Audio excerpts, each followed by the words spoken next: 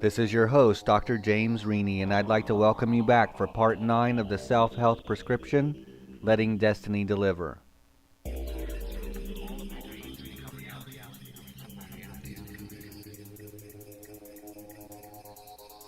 If you've been taking this journey without skipping any steps, then you can appreciate that the greatest challenge in life is unraveling the mystery that is you. This is true because figuring out who we are takes the better part of a lifetime to accomplish. In fact, unraveling this great mystery is such a lengthy process that many give up before they start, while others don't know where to begin. If, however, you are one of those who is interested in unearthing your true self, then you've come to the right place. This is because Part 9 not only helps you figure out how to successfully make the shift from ego consciousness to a more self-reflective consciousness, it also gives you some of the machinery of mind you will need to complete the task. If you've been going through this prescription as it has been laid out, then the chances are pretty good it's making an impact on your consciousness. Hopefully it is doing so by not only helping you better understand the difference between the ego and the self, but also by helping you better understand the kind of relationship the ego should have with the self. This is imperative because, after all, the self is a psychological skeleton that commands, shapes, and propels us from within to fulfill a destiny. Trapped in the vortex of mind, body, and spirit, the self forms, shifts, and grows. What the self grows into, however, depends in large part on what kind of ego consciousness you grow. Unfortunately, today's high-tech, information-rich culture makes it nearly impossible to acquire the kind of ego consciousness needed for self-health. This is why this prescription is so important, because it fills a void. It is a big step towards improving the human side of technology. In this portion of Letting Destiny Deliver, it is my intention to fulfill two objectives.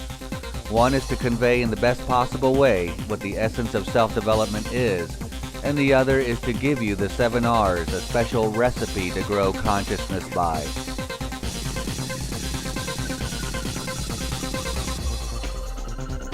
To carry out these objectives, Letting Destiny Deliver will put the popular movie Groundhog Day to the same symbolic interpretive process that the song I'm Your Captain was put through in Part 1.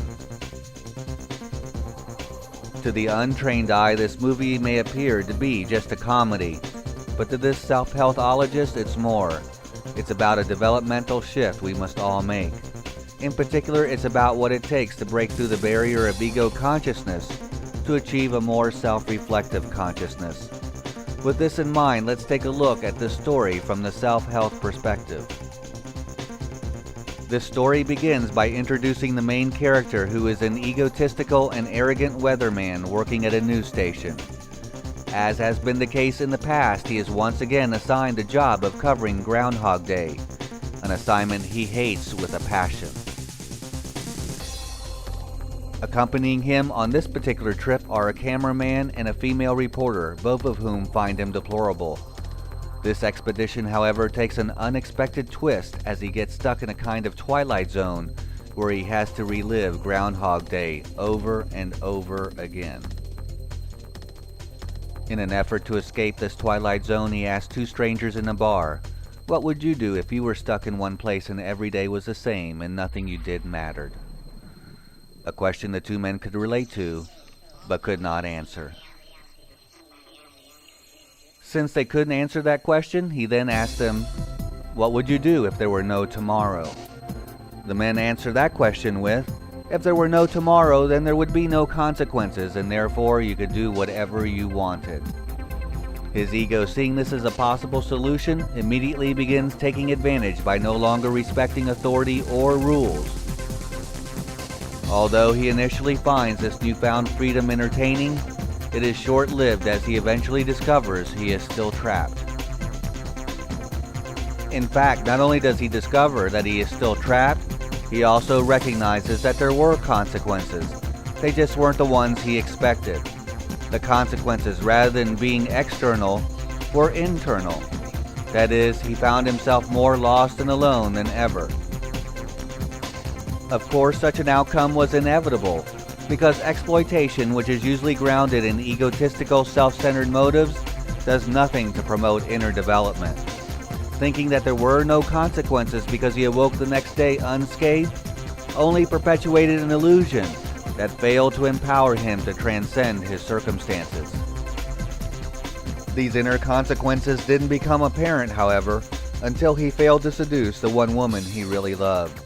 He failed with her because rather than expressing his love for her in an authentic and sincere way, he instead tried to exploit her with his ability to live the same day over and over again. His need to exploit, which was rooted in his deep-seated feelings of inadequacy and insecurity, rather than helping him triumph, only led to self-sabotage. Rather than dealing with these feelings of inadequacy by investing himself in self-improvement, he instead elected to cope with these feelings in a defensive manner, such as rejecting others before they could reject him. Because of this, he forfeited any opportunity of making a real connection with self and others, which ultimately led to his downfall. Although this is just a movie, it's not all that uncommon for the ego to handle feelings of inadequacy in this manner.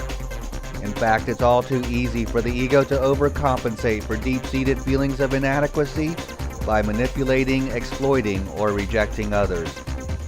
As such, we all run the risk of self-sabotage if the ego isn't properly equipped to deal with these feelings of inadequacy and insecurity. In his case, the need to overcompensate not only compelled him to pretend to be someone he was not, it also got in the way of his being able to adequately express love and respect for others. His ego's need to overcompensate, rather than helping him succeed in the long run, only left him with feelings of futility and the perception that there was no way out of this nightmare. As such, he became suicidal. It would not be an exaggeration, therefore, to say that his egocentric behavior drove him to attempt suicide, the ultimate form of self-sabotage.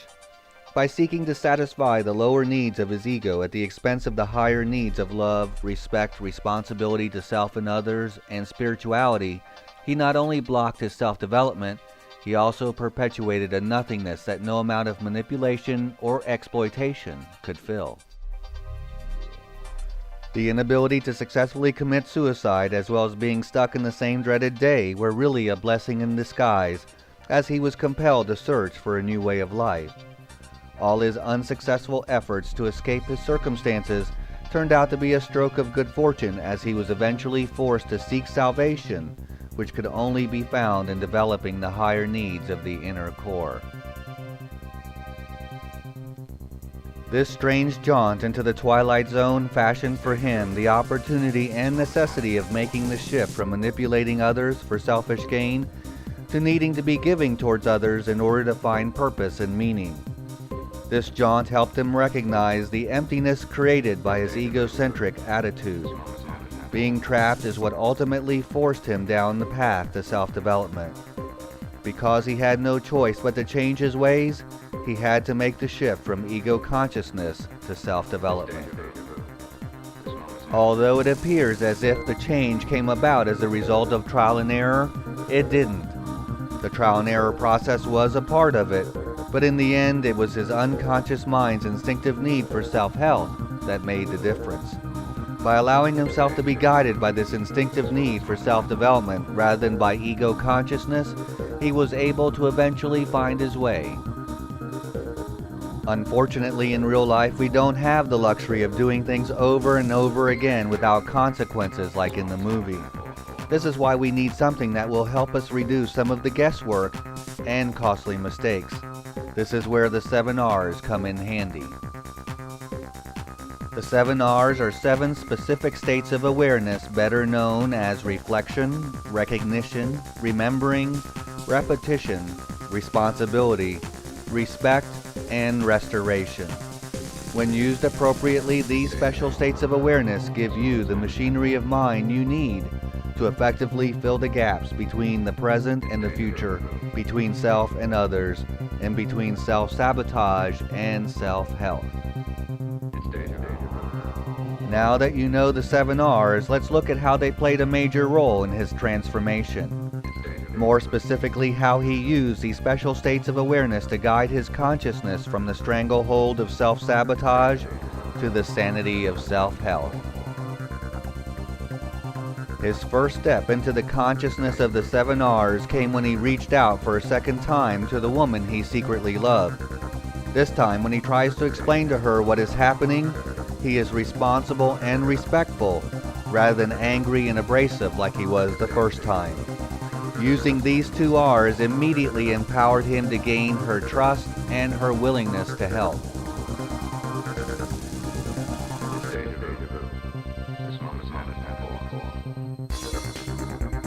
Using these 2 R's helped produce the first of many connections. The next connection came when he tried to prevent the death of an old beggar whom he had previously ignored. This was an especially important encounter because no matter what he did, he was unable to save the beggar's life. The inability to prevent the beggar's death was key, as it restored a sense of compassion to his otherwise calloused consciousness. It spurred a spiritual sense as it put him in touch with the other side of life, death.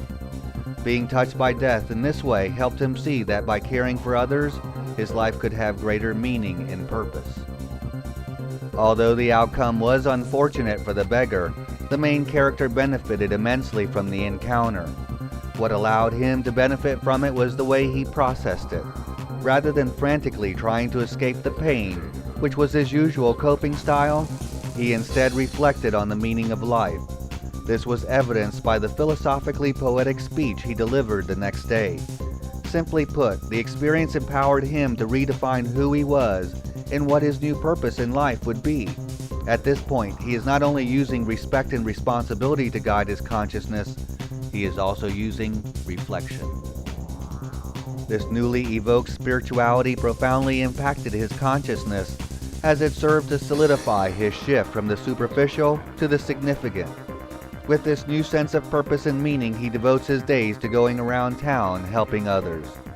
Day in and day out, he repeats the same good deeds of catching a boy who falls out of a tree, doing the Heimlich on someone who is choking, and changing a flat tire for some older women. In addition to these good deeds, he takes the time to develop his own creative potentials by taking piano lessons, by learning how to sculpt ice, and by budding a true artistic appreciation for poetry. This new sense of meaning and purpose slowly but surely restored his sense of self and helped him overcome his feelings of inadequacy. This is where he used repetition effectively. By repeating those good deeds, he helped himself develop his positive potentials. This conversion from self-sabotage to self-health would not have occurred had he not made the choice to serve others. His decision to change his life by being real, respectful, self-developing, and kind towards others, in the long run not only earned him the love, respect, and affection of the woman he loved, but also from the community he had been serving. Doing this allowed him to successfully redefine himself in a way that rehabilitated his feelings of inadequacy into feelings of adequacy and self-respect. In the end, he found that the best way to serve himself was to serve others. The transition from feelings of inadequacy and insecurity to feelings of self-worth and self-respect came about because he used the 7 R's to make the shift from ego consciousness to a more self-reflective consciousness. Using the 7 R's, he evolved a new sense of purpose and meaning that effectively restored his dignity and integrity. Using the 7 R's to make the shift created such a dramatic and noticeable change that the same woman who once found him deplorable is driven to ask, "What is going on?" In which case he responds with, "I don't know." This "I don't know" response reveals the instinctual, intuitive, unconscious nature of the change that took place. Obviously, his conscious talking brain didn't have the answer, otherwise he wouldn't have responded with, "I don't know." This is not to say that his conscious mind didn't play a role, because it did. It just played a more passive role. The conscious mind took on more of a passive role by not dominating consciousness with the needs of its overcompensating ego, and instead assuming more of a co-piloting role by allowing itself to be guided by the higher instinctual needs of the inner core. This conversion from the toxic to the nurturing and from ego consciousness to self-development allowed him to develop a sense of self and belonging. In fact, it made it possible for him to cultivate a connection with the woman he loved as well as others. This conversion had such a powerful effect that when he again tells her he loves her, she accepts it with a kiss. Because he used the 7 R's to guide his consciousness, he was able to come from a place of sincerity and authenticity. Because of this, she was able to see the real him instead of an ego-driven, overcompensating person trying to mask deep-seated feelings of inadequacy. His ability to be real with her allowed her to find him lovable, whereas previously, his overcompensating ego only engendered feelings of disgust. Having successfully completed the transformation from self-sabotage to self-health, he awakes the next morning to find he is no longer stuck in Groundhog Day. Thus, by using the 7 R's to develop his higher instincts of love, respect, spirituality, compassion, and empathy, he was able to resolve his problems and link up with his destiny, which was symbolized by this special woman. This story tells us that the path to self-development and self-knowledge can easily be confused with self-centeredness. This is why you need the 7 R's, so you can know the difference between the two. The 7 R's can help you separate the two by helping you develop the states of awareness that effectively counteract mindless excitement, fad, fashion, imitation, and ego consciousness. The 7 R's are important because they keep your consciousness on the path to self-help. You need to appreciate that even though nature sets the traps by making them attractive, she punishes you if you fall in too deep. Excitement, fad, and fashion exist to be enjoyed, but not at the expense of evolving the deeper levels of consciousness. Simply put, excitement, fad, and fashion should not distract you from developing the insight and awareness that comes from dealing with the less pleasant and unexciting feelings of hard work, tediousness, loneliness, pain, fear, or boredom. To help you avoid the trap of superficiality and arrested self-development created by excitement, fad, fashion, and imitation, Letting Destiny Deliver encourages you to use the 7 R's. This is because the 7 R's offer you a practical way to make the quantum leap from ego consciousness to self-development and from the superficial to the significant. Having used the 7 R's to reinterpret the movie Groundhog Day, it's time now to define the 7 R's in greater detail. The first R, reflection, refers to the process of recalling or reviewing what is happening, what has happened, or what can happen if you do this or that. Reflection, if done regularly, can increase awareness and improve the quality of life, both personally and professionally. Reflection is valuable because if done correctly, it will allow you to see what is working in your life and what is not, and does so by allowing you to draw from the memories, ideas, and concepts resting in the recesses of your mind.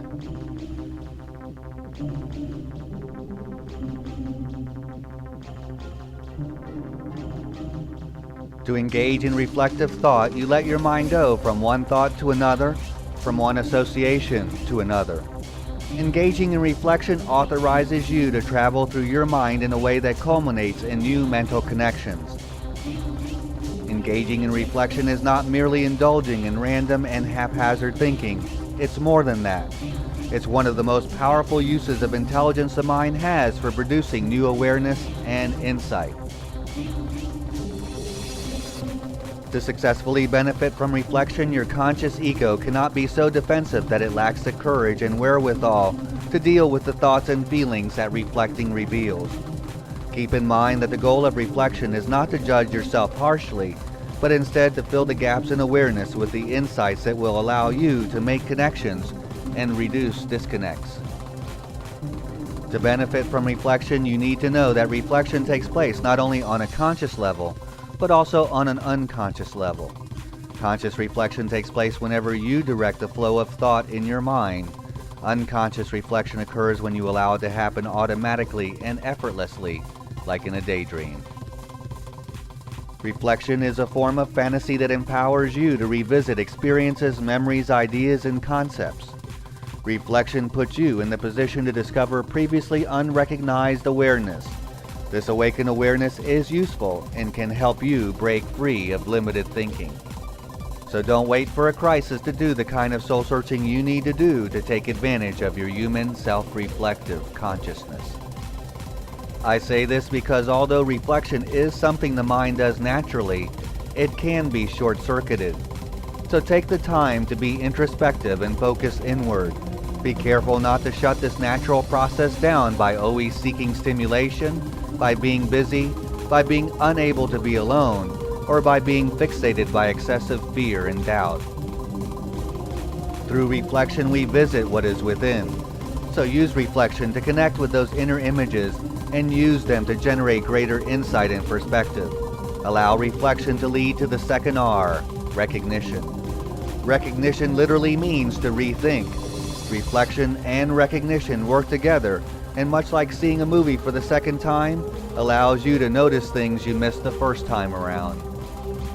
Because the character in Groundhog Day did not initially use his self-reflective consciousness for self-improvement, he found himself living the same day over and over again. And although you won't be forced to literally live the same day over and over again, you will need to deal with similar feelings and circumstances. Eventually you will find, just as he did, that the only way to really deal with these feelings is to invest your self-reflective consciousness in those things that bring about self-improvement. Recognition is also an important source of validation and should validate both strengths and weaknesses. Recognition is important and should be engaged in often, whether others do it for you or you do it for yourself. Greg Maddux, a pitcher for the Atlanta Braves who 4 times won the Cy Young Award, the highest award given to a pitcher, said that when he wins a game, he looks for those things he could have done better, and when he loses, he looks at what he did that worked. He said doing this helps him stay even or balanced. Using reflection and recognition in this way allowed him to keep improving. This brings us to the third R, remembering, which is of the utmost importance when it comes to self-health. In the movie Groundhog Day, the thing that distinguishes the main character from all the others is that he remembers the day before. In fact, not only does he remember, he also has to figure out what to do with what he remembers. At first, he misuses it. Eventually, however, he figures out that he is better served by using it to help others. The recognition that he can use what he knows for good allowed him to move in the direction of self-health. This recognition made remembering a way out of the trap, rather than a painful reminder of being trapped. Knowing what to do with the remembered, especially the remembered that contains such strong emotions as fear, pain, shame, guilt, or anger, is infinitely important. If not dealt with properly, these emotions can punch holes in your memory and create splits. Since painful emotions are unavoidable, you need a tool like the 7 R's to effectively deal with the remembered. By using the 7 R's day in and day out, you will empower yourself to remember more effortlessly and more purposefully. To not remember what has been gained through reviewing and recognition is to have gained nothing. As such, you want to put your new insights and awareness to practical use as often and as soon as possible so they can become an automatic part of your awareness. This is where the 4th R comes into play, repetition. Through repetition and the reinforcement it provides, things become a part of you. Because the main character in the movie was forced to repeat things over and over until he got it right, he had no choice but to reconcile the forces that were standing in opposition to his self-health. The point here is that repetition is not useful if it's used in the wrong way. This is why it wasn't until he stopped using his foresight for selfish gain and started using it to be a better person that he was able to really reconcile these forces. It took a while, but eventually he realized that selfish manipulation only made his inner barrenness grow. It's also important to note that repetition differs from reflection. With reflection, the goal is to gain awareness and insight, whereas with repetition, the goal is to reinforce awareness and insight so it can become a part of the unconscious self. This is not to say that repetition can't increase awareness, because it can, if it's used for that purpose.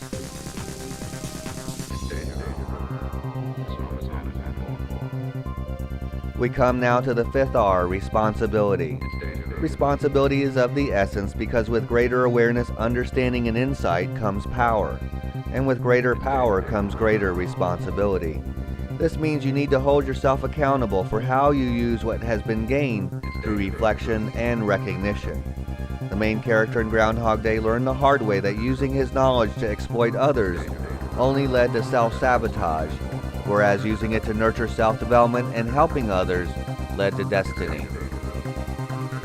Being on the path to self-knowledge and self-development means not only taking responsibility for how you use your knowledge, but also for finding the purpose and meaning you want your life to have.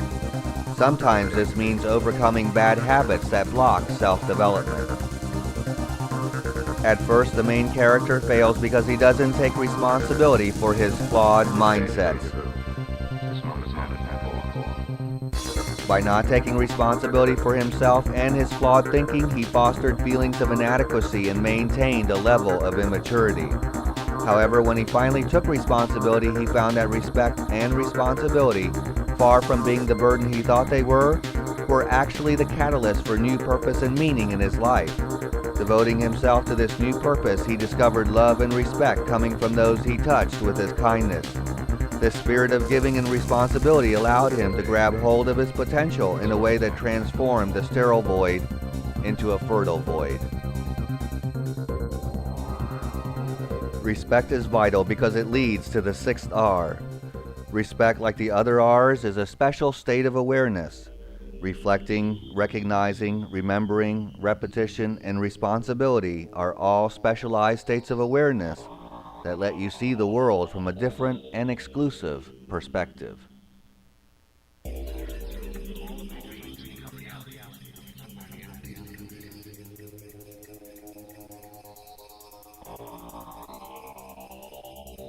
Respecting yourself, others, and property has as its special quality the power to penetrate the essence of that person, place, or thing. Conversely, not respecting self or others comes at a price, as we saw with the character in Groundhog Day. His belief that being disrespectful was empowering was of course fundamentally flawed, because in reality it only served to increase his feelings of isolation and alienation. Without respect, he could not give his inner core what it needed to achieve destiny. Respect is an important R because of its faculty to promote self-health in those who give it as well as those who receive it. Respect, like recognition, when given genuinely, is a strong source of validation.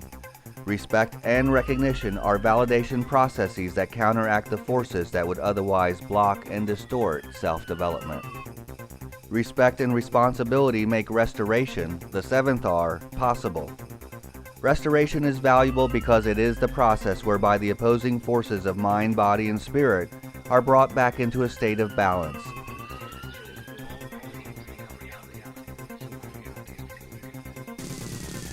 Restoration, to be complete, needs to take place on all three levels. For example, you need to replenish that which has been lost or removed because of stress, trauma, or conflict in order to bring the self-health system of mind, body, and spirit back into balance. At the physical level, this may include taking vitamins, drinking water, or exercising. On the spiritual level, this may mean gaining a sense of purpose and meaning from trauma or conflict. And finally, at the mental level, this may mean the two minds coming together to take consciousness to new levels of awareness.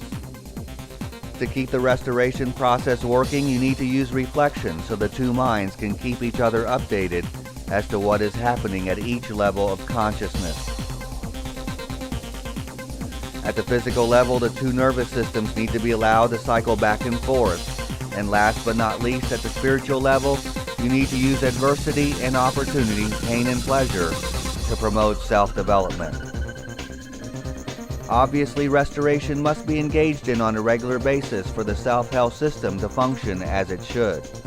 Restoration renews the mind, body, and spirit and allows them to continue serving the self.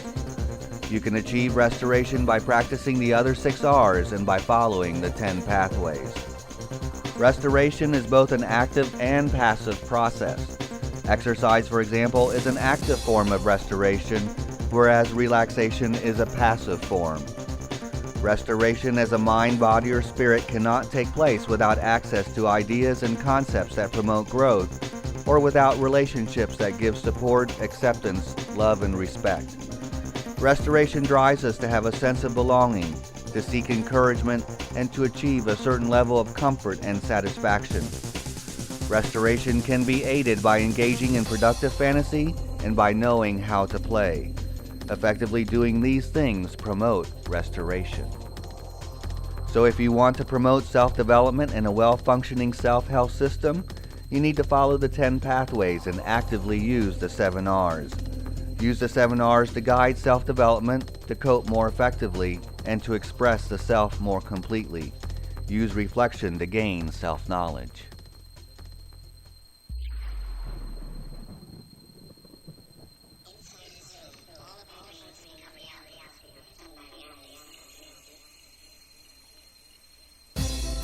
Recognize whatever hostility, anxiety, excitement, joy, ecstasy, love, or other tension-producing emotions you have, and drain them off in a responsible manner so you can restore balance.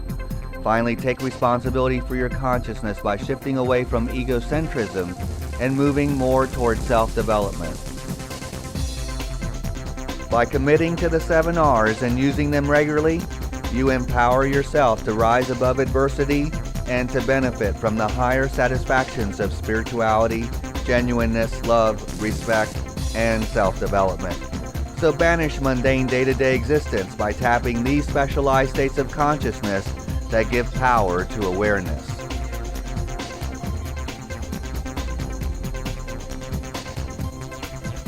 Having looked at the movie Groundhog Day from the self-health perspective, perhaps you can now better appreciate how amazing a story this is, as it depicts one man's journey from the depths of despair to the heights of happiness. This is a particularly useful story because we can learn from his journey. We see him before our very eyes toiling in endless loneliness and isolation, only to eventually find a viable way to reach out to others. From the self-health perspective, we can see him learn the language of the 7 R's and thus develop a consciousness and a spirit that allows him to connect with others. As he bonds with others, he finds he is no longer isolated, no longer alone. Using the language of the 7 R's, he enables himself to go from a place of frustration and hostility to a place of sharing and caring. The language of the 7 R's gave him the tools he needed to bridge the gap between himself and others. Using the 7 R's, he elevated his character to such a point of fine distinction that he becomes capable of personal expression without losing the ability to be loving and respectful towards everyone he meets. Because we are all trapped in the vortex of mind, body, and spirit, we all need to make the shift from an ego consciousness to a more self-reflective consciousness. Otherwise, we risk self-sabotage. Acquiring such a consciousness is not easy, especially in today's high-tech, information-rich society. This is why Letting Destiny Deliver gives you the 7 R's, so you can have the machinery of mind you need to complete your journey. This concludes Part 9 of the Self-Health Prescription, Letting Destiny Deliver.